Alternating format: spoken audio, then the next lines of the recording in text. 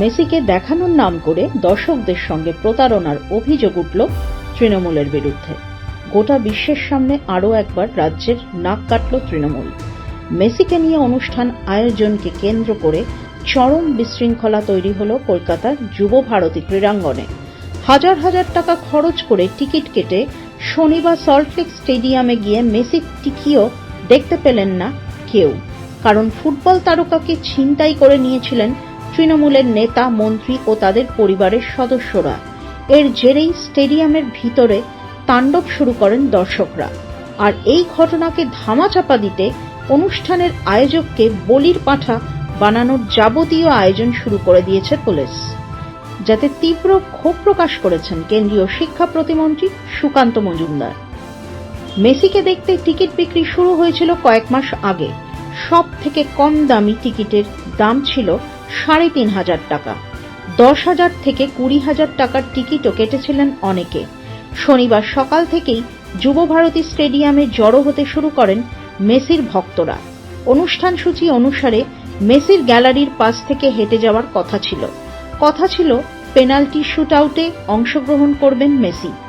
কথা বললেন খুদে খেলোয়াড়দের সঙ্গে। মেসিকে দেখতে মাঠের ভিতরে ভিআইপি তাঁবু খাটানো হয়েছিল।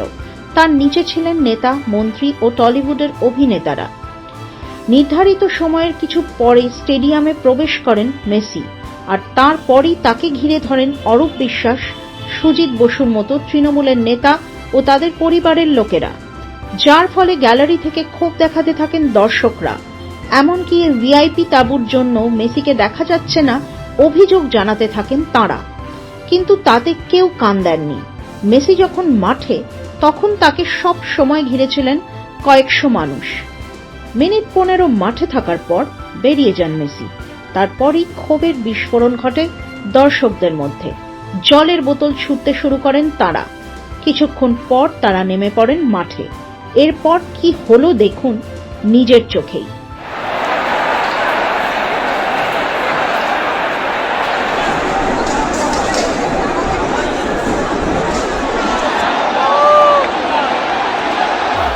টিকিটের দাম ফেরতের দাবিতে স্টেডিয়ামে বিক্ষোভরত দর্শকদের ওপর লাঠি চালায় মমতার পুলিশ।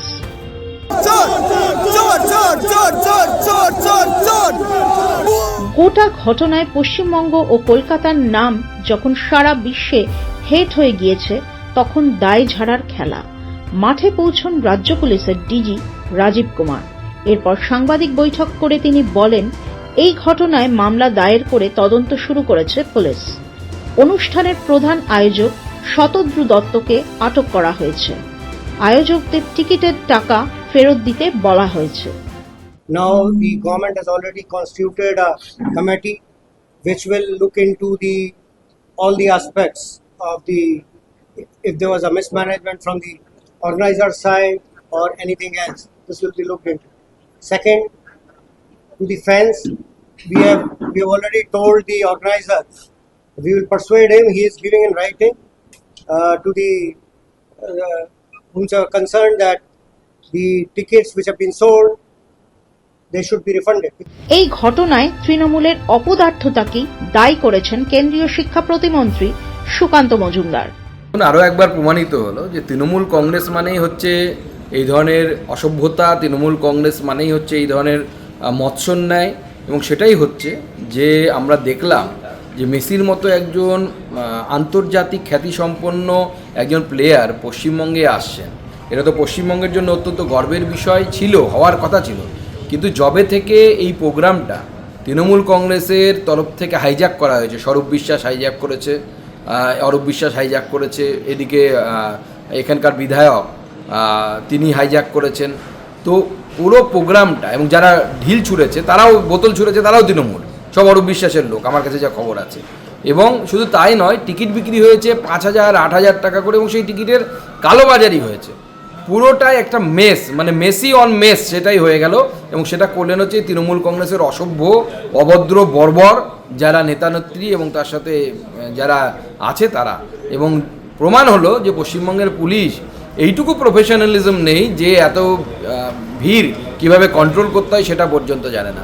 তৃণমূল কংগ্রেস দল এবং তৃণমূল সরকার এই দুজনে মিলে মেসিকে মেস করে ছাড়লো।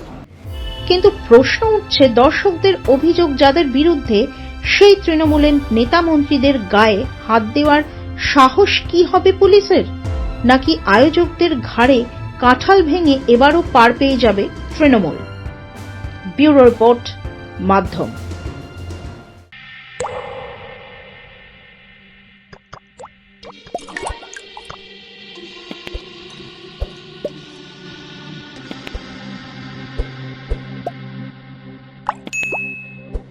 अरुणाचल सरकार का संकल्प 5 प्रतिज्ञा: शिक्षा से सशक्त भविष्य, कृषि से समृद्धि का, प्रकृति का साथ विकास, हर घर तक ग्रीन एनर्जी, पर्यटन से नई पहचान।